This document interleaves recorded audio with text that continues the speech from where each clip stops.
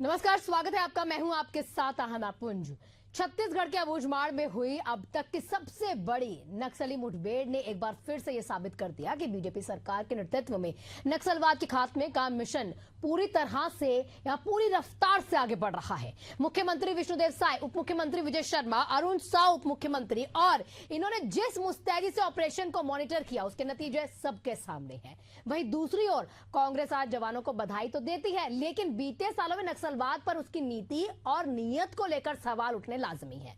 अब जब राज्य में कांग्रेस की सरकार थी तब क्या बस्तर की तस्वीर ऐसी होती? ये सवाल है। क्या कांग्रेस की जो नीतियां थी नक्सलियों के हौसले बुलंद करने की वजह नहीं रही? ये भी लगातार सवाल जो है कहीं ना कहीं सरकार की और जनता की ओर से उठाए जा रहे हैं। सरकार के निर्णायक एक्शन ने ही माओवादियों की कमर तोड़ के रख दी है। 2026 तक कांग्रेस जिस तरह से जो भी उनका विजन रहा हो, लेकिन वहीं ना कहीं बीजेपी जो है ये कहती है कि 2026 तक छत्तीसगढ़ को नक्सल मुक्त राज्य बनाना है। ये सपना है, इसको जमीनी हकीकत बनाना है, नक्सलवाद को हिस्ट्री बना देना है। सवाल कई हैं, जवाब भी लेंगे, लेकिन उससे पहले जानेंगे कि माननीय क्या कहते हैं। अब 3 दिनों से नक्सली ऑपरेशन चल रहा है और जिसमें हमारे डीआरजी के जवान मुख्य रूप से लगे हुए हैं और अभी ऑपरेशन चल ही रहा है। पूर्ण होने पर एग्जैक्ट जो जानकारी है तो दिया जाएगा और हम अपने जवानों के साहस को नमन करते हैं। अच्छी सफलता लगातार मिल रही है। जिस प्रकार से हमारी सरकार बनने के बाद लगातार बस्तर को नक्सल मुक्त बनाने का अभियान चल रहा है, हमारे सुरक्षा बल के जवान लगातार इस दिशा में ठोस और मजबूती से काम कर रहे हैं और नारायणपुर इलाके में मुठभेड़ की खबर आई है। 2 दर्जन से अधिक नक्सलियों के मारे जाने की खबर है। तो निश्चित रूप से हमारे सुरक्षा बल के जवान पूरी मुस्तैदी से मजबूती से काम कर रहे हैं ताकि मार्च 2026 तक बस्तर हमारा नक्सल मुक्त हो जाए। बहुत बड़ी सफलता जवानों को मिली है। 26 से अधिक नक्सली मारे गए हैं और बड़े नक्सली कैडर की भी संभावना इसमें है। नारायणपुर, सुकमा, बीजापुर का जो एरिया है, मिश्रित एरिया जो अबूझमाड़ और इंद्रावती के बीच का है, वहाँ पर डीआरजी के जवानों ने ये साहस दिखाया है। हमारे एक सहयोगी उसमें नहीं रहे हैं और एक सैनिक घायल हुए हैं। बाकी कोई भी सैनिक हताहत और नहीं हुए हैं। ये बहुत बड़ी सफलता है। बिल्कुल, आपके मीडिया के माध्यम से, समाचार माध्यम से हमें भी ज्ञात हुई है। अगर ऐसी मुठभेड़ हुई है तो निश्चित रूप से फोर्स के जवानों को बहुत बहुत बधाई और शुभकामनाएं। चर्चा को आगे बढ़ाएंगे क्योंकि नक्सलवाद पर सर्जिकल स्ट्राइक हमारे जवानों के द्वारा किया जा रहा है। उज्जव दीपक जी बीजेपी नेता हमारे साथ जुड़ चुके हैं। उसी के साथ रवि ग्वालानी जी कांग्रेस प्रवक्ता हमारे साथ जुड़ चुके हैं। थोड़ी देर में हमारे संवाददाता भी हमारे साथ जुड़ जाएंगे और तमाम अपडेट्स हमें देंगे। सबसे पहले मैं जानना चाहूंगी उज्जव दीपक जी, आपके पास समझना चाहेंगे हिस्ट्री सच में 2026 मार्च के बाद बन जाएगी नक्सलवाद? सबसे पहले तो हमारे सुरक्षा बलों के जवानों को बधाई, उनके साहस को नमन। पेड़ में शहीद हुए हमारे जवान को अश्रुपूरी श्रद्धांजलि। और जो एक सुरक्षा बल हमारे जवान जो घायल हुए हैं उनके स्वास्थ्य लाभ की कामना करते हुए मैं इस डिबेट की शुरुआत करना चाहूंगा। देखिए, आपने एक बात कही कि भाजपा ने, हमारी सरकार ने सिर्फ छत्तीसगढ़ ही नहीं पूरे देश से नक्सलवाद के खात्मे की बात कही है। 31 मार्च 2026 तक। मेरे कांग्रेस के प्रवक्ता भाई रवि ग्वालानी जी चार्टर्ड अकाउंटेंट हैं और उनको मालूम है कि इस डेट को बड़ी डेडलाइन रहती है। उनकी डेडलाइन रहती है इनकम टैक्स पे करने की, खातों को समाप्त करने की, नए वित्तीय वर्ष की शुरुआत की। ये 31 मार्च 2026 छत्तीसगढ़ में एक नया सवेरा, एक नया सूरज निकलेगा जब हम नक्सलवाद के नासूर से एक नए वर्ष की, सिर्फ वित्तीय वर्ष नहीं, एक नए जीवन की शुरुआत करेगी छत्तीसगढ़ की जनता, खास तौर से बस्तर के हमारे आज बहन। तो ये हमने प्रण किया है और देश और राज्य के खिलाफ जो भी बात करेगा हम उसको घर में घुस के टोकेंगे। ये प्रधानमंत्री मोदी जी का संकल्प है। ये अमित शाह जी का दृढ़ निश्चय है, ये विष्णुदेव जी का सुशासन है और ये विजय शर्मा जी का एग्जीक्यूशन है। यही सरकार थी 5 सालों में। जब इनके सांसद आते थे, राज बब्बर जी बोलते थे नक्सली तुम्हारे भाई हैं, सियासत करने का वक्त नहीं है। पर मैं भी सुन रहा था दीपक बैज जी को, मैंने तय किया था कि सियासत नहीं लाऊंगा आज, पर मैंने दीपक बैज जी के बयान को सुना। उन्होंने क्या कहा आपने सुना? अगर ये मुठभेड़ हुई है, अगर ये मुठभेड़ हुई है तो उनको बधाई। अरे हम सब बात कर रहे हैं, ट्वीट किया है, अमित शाह जी ने ट्वीट किया है, वो बस्तर में रहते हैं, वहां से चुनाव लड़ते हैं, उसके बावजूद उनके चेहरे पे खुशी क्यों नहीं दिखी? मुझे ये बात समझ में नहीं आती। आज तो गौरव का क्षण है, गौरव का दिन है छत्तीसगढ़ के लिए। झीरम घाटी हमले में सिर्फ कांग्रेस के नेता नहीं, छत्तीसगढ़ के बड़े नेताओं की हत्या की गई थी इन्हीं नक्सलियों द्वारा। आज कांग्रेस पार्टी को जश्न मनाना चाहिए। और मैं एक बात और पूछूंगा, इसके पहले क्या ब्रू गौलानी जी के पास जाएं, क्या कांग्रेस के किसी भी घोषणा पत्र में अपने आज तक ये वादा, ये कमिटमेंट, ये संकल्प लिखा देखा हुआ है कि हम नक्सलवाद का सफाया करेंगे? मैं बताता हूं, भाजपा के हर संकल्प पत्र में, हर घोषणा पत्र में हमने वादा किया है कि नक्सलवाद का उन्मूलन करेंगे। मैं माननीय रवि गौलानी जी से आग्रह करूंगा इस बात का जवाब दें कि लिखते क्यों नहीं नक्सलवादी के खिलाफ? इतनी बड़ी घटना होने के बावजूद, झीरम घाटी के हमला होने के बावजूद, पूरे देश का सबसे बड़ा हमला था वो किसी कांग्रेस पार्टी, किसी पॉलिटिकल पार्टी में। ठीक, 2013 के बाद 2025 में देखा जाए, क्योंकि 2013 में ये हमला हुआ तो उसका 2025 आ चुका है, तस्वीर कितनी बदलती जा रही है ये कहीं ना कहीं आप दिखाना चाहते हैं। रवि जी, समझना चाहेंगे कि क्या सिर्फ नीतियां ही बनाने से काम होता है या नीयत भी होनी चाहिए? क्योंकि नीयत पे कहीं ना कहीं सवाल उठाया जा रहा है सरकार के द्वारा कि जब कांग्रेस थी उस समय अगर उसकी नीयत होती तो आज हमारा राज्य छत्तीसगढ़ जो है नक्सलवाद मुक्त राज्य होता।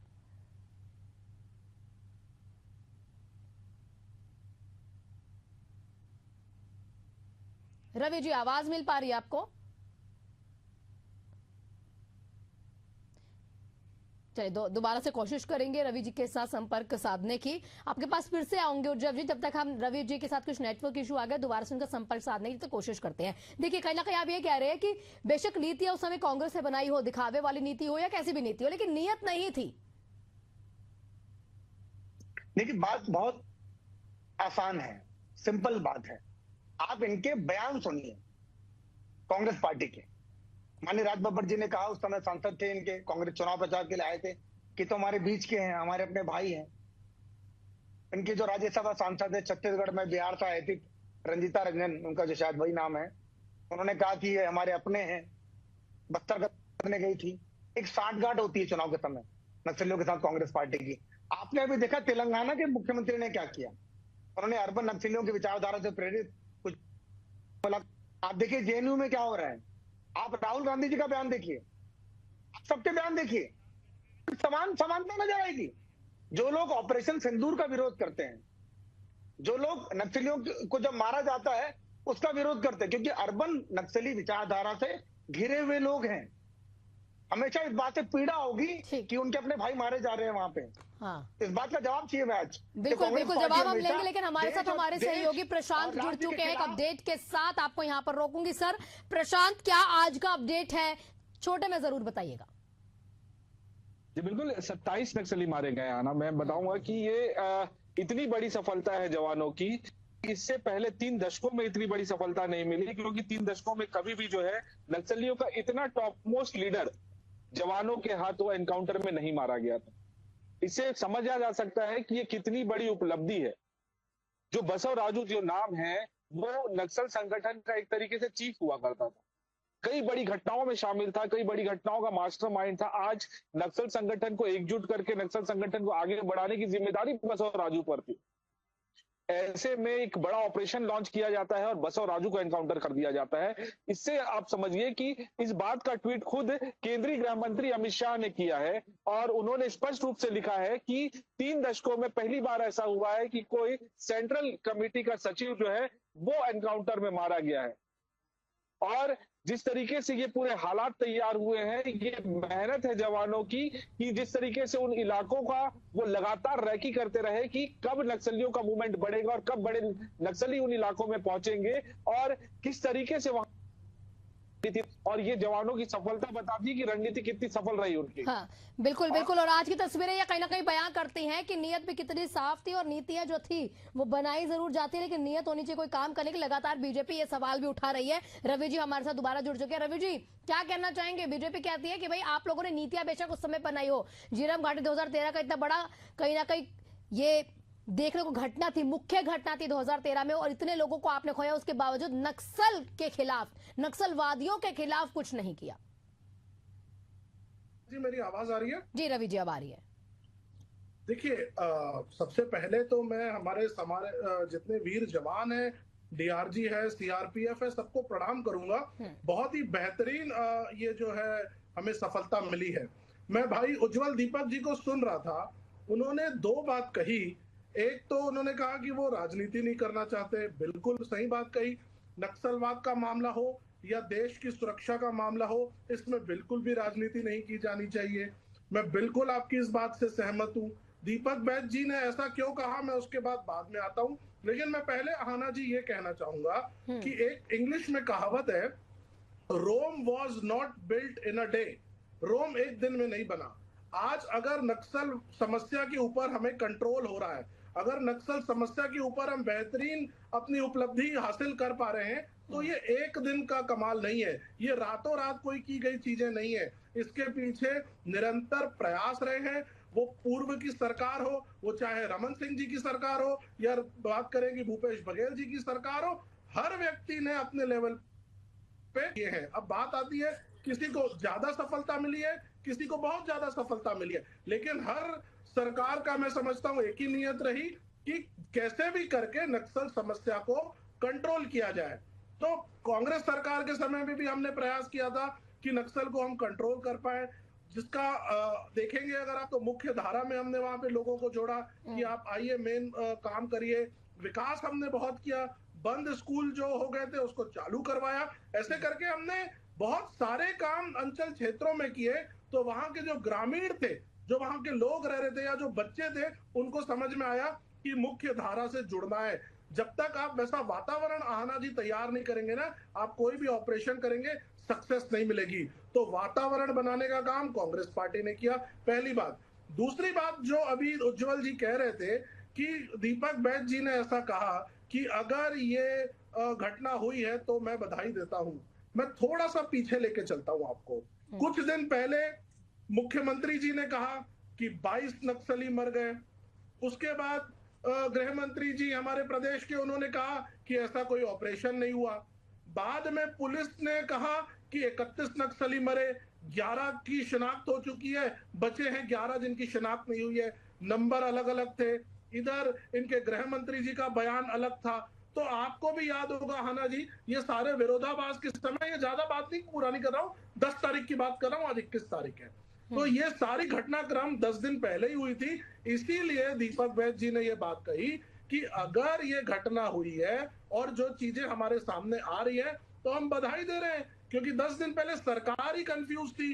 मुख्यमंत्री जी कुछ और कह रहे थे, उप मुख्य गृह मंत्री जी कुछ और कह रहे थे, पुलिस कुछ और कह रही थी। विरोधाभास के समय में भूपेश बघेल जी ने भी ये बात कही थी कि एक्चुअल स्थिति क्या है, सरकार को स्पष्ट करनी चाहिए, जो 4 दिन बाद इन्होंने स्पष्ट की थी, जब पुलिस वालों ने 14 तारीख को प्रेस कॉन्फ्रेंस करके सारी चीजें बताई थी। इसीलिए दीपक बैद जी के बयान को समझने की जरूरत है उज्जवल जी। वो राजनीति नहीं कर रहे थे, वो बोल रहे थे कि अगर जो चीजें निकल करके आ रही है, जो एक्चुअली आप बोल रहे हैं वो हुई है, तो बधाई देते हैं। उन्होंने तो सेना को बधाई दी है, उन्होंने तो हमारे सशस्त्र बलों को। तो रवि जी, कहीं ना कहीं संक्षेप में अगर समझना चाहें तो कह रहे हैं कि अगर बयान अलग है तो वैसे एक्शन नहीं हुए हैं, ये बेमतलब के कहीं इस तरह की चीजें दिखाई जा रही हैं।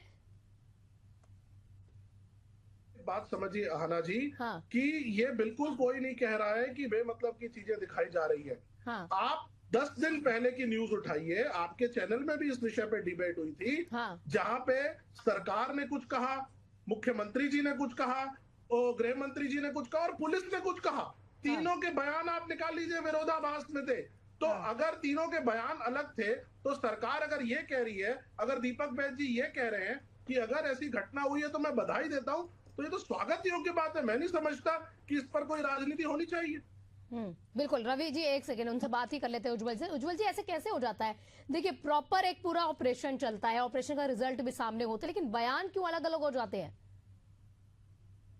देखिए पहले तो मैं बताना चाहूंगा अपने कांग्रेस के प्रवक्ता मित्रों को कि सरकार के अंदर बहुत ये चलती रहती है, कुछ चीजों की टाइमिंग इधर उधर हो सकती है। क्या मुख्यमंत्री ने कोई गलत बयानी की थी उस दिन? नहीं।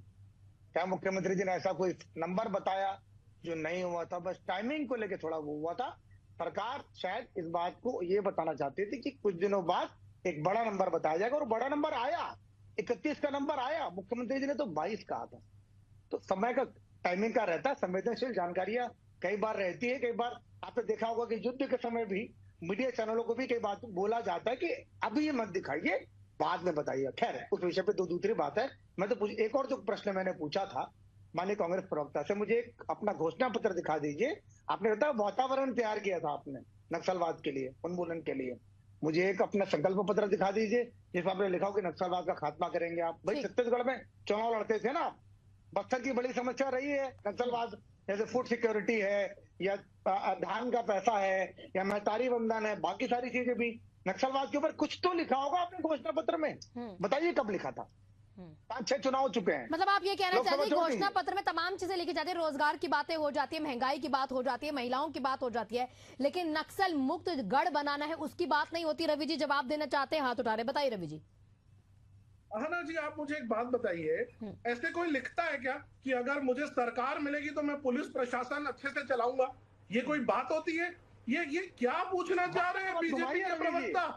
आज एक बात तो लिखा है कि अगर पिछले 5 वर्षों में आप ग्राफ उठाइए, आप डेटा उठाइए, मैं कोई हवाई बात नहीं करूंगा, डाटा उठाइए। बीजेपी के टाइम पे स्कूल बंद हो गए थे, उसको चालू हमने कराया। बीजेपी के टाइम पे कांग्रेस की पूरा का पूरा शीर्ष नेतृत्व नक्सलियों की भेंट चढ़ चुका था, जिसका इन लोगों ने कभी भी माफी नहीं मांगी कि ये इनकी चूक हुई, या इन्होंने कभी बोला हो कि हाँ हमसे भूल हो गई, कभी नहीं। हमने उन सब चीजों को ठीक करने का प्रयास किया। हमने नक्सलियों को बार बार वार्निंग दी, मुख्य धारा में आइए। हम वहां पे रह रहे ग्रामीण क्षेत्रों में, अंचल क्षेत्रों में लोगों, आदिवासी भाई बहनों को बोले कि आप लोग जो है मुख्य धारा में आइए। वैसा वातावरण हमने बनाया। हमने सारी एजेंसीज को कोऑपरेट किया, जो जो हमसे काम हो सकते थे, जो जो हमारे द्वारा इनपुट दिए जा सकते थे, वो सारे इनपुट हमने दिए। लेकिन तब तक सरकार बदल गई। अब जब सरकार बदल गई है तो इनकी ड्यूटी है उसको करने की, ये अपनी ड्यूटी पूरा कर रहे हैं, और इसमें मैं कोई राजनीति भी नहीं कर रहा हूं। मैं तो एक ही चीज कह रहा हूं, अगर प्रदेश में नक्सलवाद का खात्मा होगा, अगर हमारे प्रदेश से, तो हमारा प्रदेश ही तरक्की करेगा। लेकिन तरक्की की तरह सर अगर आपको याद हो तो एक बयान आपके साइड से ये भी आया था कि अगर नक्सल मुक्त हो जाएगा हमारा गढ़, या वो एरिया नक्सल मुक्त हो जाएगा, तो वो एरिया अंबानी और अडानी को दिया जाएगा। तो प्रॉब्लम किससे? अंबानी अडानी को देने से प्रोग्रेस से प्रॉब्लम है, कि नक्सल मुक्त जो हमारा गढ़ हो जाएगा प्रॉब्लम उससे है? अच्छा प्रश्न रेस किया है अहाना जी। ये तो भारतीय जनता पार्टी को स्पष्ट करना चाहिए। हाँ। मेरे काबिल प्रवक्ता दीपक उज्जवल जी बैठे हुए हैं, बहुत समझदार हैं, बहुत सुलझे हुए प्रवक्ता हैं। मैं उम्मीद करूंगा आपके चैनल के माध्यम से आज ये घोषणा करें कि जितना भी बस्तर में विकास होगा उसमें कोई भी विकास लोकल लोगों को इग्नोर नहीं किया जाएगा। बड़े कॉरपोरेट घरानों से ज्यादा प्राथमिकता प्रदेश के उद्योगों को दी जाएगी। लोकल आदमियों को पूरा रोजगार दिया जाएगा। उनकी मूलभूत चीजों पे कोई भी कॉम्प्रोमाइज नहीं किया जाएगा। और जैसे कि अब पेपर में भी आया था, हम सबने पढ़ा कि आर्सलर मित्तल जो विदेश की कंपनी है, वो चाहती है कि अगर मुझे दोगे तो मैं आऊंगी। तो ये घोषणा करे कि किसी भी विदेशी कंपनी को बस्तर के हमारे जो जहाँ पर न जाने कितने प्रकार की जड़ी बूटियां भी हैं, कितने प्रकार के हमारे वहां पे लोहा है या बाकी और भी हमारे मिनरल्स हैं, वो एक धरती जो है वो अपने आप में बहुत सारे रहस्यों से, बहुत सारी चीजों से भरी हुई है। इसमें किसी भी विदेशी कंपनी को नहीं दिया जाएगा या किसी भी इंटरनेशनल कॉर्पोरेट घराने को नहीं दिया जाएगा। मैं तो उम्मीद करूंगा आज ये घोषणा करना चाहिए। नहीं लेकिन सर देखिए, मैं जरूर ये सवाल करूंगी, लेकिन इससे इतर एक बार रोशनी ये भी डालूंगी सर, जब डेवलपमेंट किसी भी पार्टी के टाइम पर हुई हो, वो विदेशी कंपनियों की हेल्प तो ली ही गई है भारत में। इसके बिना भारत कहीं ना कहीं डेवलप हुआ भी नहीं है, आप भी जानते हैं। बेशक अभी हम अंडर डेवलप जो देश है उसके स्थिति में है, लेकिन उससे इधर देखा जाए तो बहुत सारी विदेशी कंपनियां जो कहीं ना कहीं आपकी सरकार रहने पर भी एंट्री हुई है और बहुत सारे राज्यों का विकास हुआ है। अगर यही विकास बस्तर का, छत्तीसगढ़ का हो जाएगा तो दिक्कत क्या है? लेकिन आपसे फिर भी आप कह रहे हैं तो सवाल जरूर मैं ले लेती हूँ। उज्जवल जी बता दीजिए, क्या क्या लोकल जितने भी वहां पर बिजनेस कर रहे हैं लोग, उनको फायदा होगा? आना जी, मैं इस बात का जवाब दूंगा। हाँ। पर पहले मुझे मेरे सवाल का जवाब तो मैंने जो पूछा था वो उन्होंने बता दिया। वो एक कहते हैं कि संकल्प वो पत्र कहते तो हैं कोई बताया। बड़ी बात नहीं है लिखना, ये वो बता चुके हैं। नहीं, तो इनकी नीयत में खोट है। हाँ। ये नक्सलवाद का समाप्त कभी नहीं करना चाहते थे। हाँ। खात्मा कभी नहीं, और आज भी नहीं चाहते नक्सलवाद का समाप्त। तो मैं बता रहा हूँ आपको, ठीक। इन्होंने सब कुछ लिखा, ठीक है, नक्सलवाद के समाप्ति की बात कभी नहीं की कांग्रेस ने। क्यों नहीं की? नियत नहीं है। तेलंगाना के मुख्यमंत्री क्या कर रहे हैं? पूरा देश देख रहा है, पनाह दे रहे हैं नक्सलियों को। आप देखिए, इनके बड़े नेताओं के बयान देखिए, आप इनके खुद की बातें देखिए। अब आता हूं इनके बयान पे। मैं एक बात का दावा कर सकता हूं यहाँ पर, आज मैं अपनी सरकार की तरफ से ये दावा कर सकता हूं कि हरियाणा सरकार की तरह रॉबर्ट वाड्रा जैसे व्यक्ति को जमीन नहीं दी जाएगी। किसी भी फर्जी जमीन पे कब्जा करके जमीन को वापस देके उससे कैपिटल गेन कमा ले, वो ऐसे व्यक्ति को नहीं दी जाएगी। पर अगर कोई व्यवसायी पूरे विश्व के किसी भी पार्ट से आता है, जिसका एक एस्टैब्लिश रिकॉर्ड रहा है, हाँ। जो सक्षम है, जो एलिजिबल है, किसी भी फील्ड में हो, उसको बिल्कुल यहाँ पर रेड कारपेट वेलकम हम देंगे, छत्तीसगढ़ की उद्योग नीति के मुताबिक। ठीक। छत्तीसगढ़ की उद्योग नीति मुझे मालूम है, जब बनेगी उद्योग नीति। आना जी, एक मिनट बस। हाँ। छत्तीसगढ़ की उद्योग नीति वालानी जी के पास एक कॉपी मैं भिजवा दूंगा, हार्ड कॉपी। उसमें साफ साफ लिखा हुआ है कि जब कोई भी उद्योग आएगा तो कैसे उसको लैंड मिलेगा, कैसे उसको सब्सिडी मिलेगी, कैसे उसको रिबेट मिलेगा, कैसे उसको सरकार सहयोग करेगी कि जब लोकल लोगों को रोजगार देगी। नहीं, वही जानना चाह रहे हैं ना कि सिर्फ 2-3 कंपनियों के लिए फिक्स रह जाएगी या उद्योग नीति सबके लिए खुली रहेगी? ये ओपन फोरम होगा? ये वही उसी पे सवाल उठाती है कांग्रेस। बिडिंग होती है ऑफिशियली, उसमें रवि कौलानी जी भी टेंडर में पार्टिसिपेट कर सकते हैं, आप भी कर सकती हैं, आपके संस्थान के मालिक भी कर सकते हैं। वो तो ओपन बिडिंग रहती है, आप कीजिए पार्टिसिपेट, आप मुकाबला कीजिए। अच्छा, क्योंकि जो स्केल रहता है, उसके लिए उस स्केल की चीजों की जरूरत रहती है। कोई अनवर डेबर, याया डेबर या एजाज डेबर या रामगोपाल अग्रवाल या टूटेजा या सौम्या चौरसिया, रानू, सूर्यकांत तिवारी, ऐसे लोगों को नहीं दिया जाएगा। मतलब ओपन फोरम होगा, जो भी कंपनी आगे चाहे छत्तीसगढ़ का विकास करना चाहे वो कहीं ना कहीं विकास कर सकता है। सबका बहुत बहुत शुक्रिया। लेकिन बात फिर वहीं आके अटक जाती है, ये तस्वीर कब तक साफ होगी? अगर हम नक्सलवाद पर सर्जिकल स्ट्राइक कर रहे हैं तो निर्णायक एक्शन अगर हो रहे हैं तो दिक्कत क्या है 2026 तक? अगर हम नक्सलवाद को क्या है, अब इसी में जनता का भला होता है। मुठभेड़ छत्तीसगढ़ के लिए एक बड़ी जीत भी है, सुरक्षा बलों की बहादुरी और समर्पण को दर्शाती भी है। अभियान अब नए मोड पर भी आ चुका है। आप सभी का बहुत बहुत शुक्रिया। देखते रहिए एशियन न्यूज।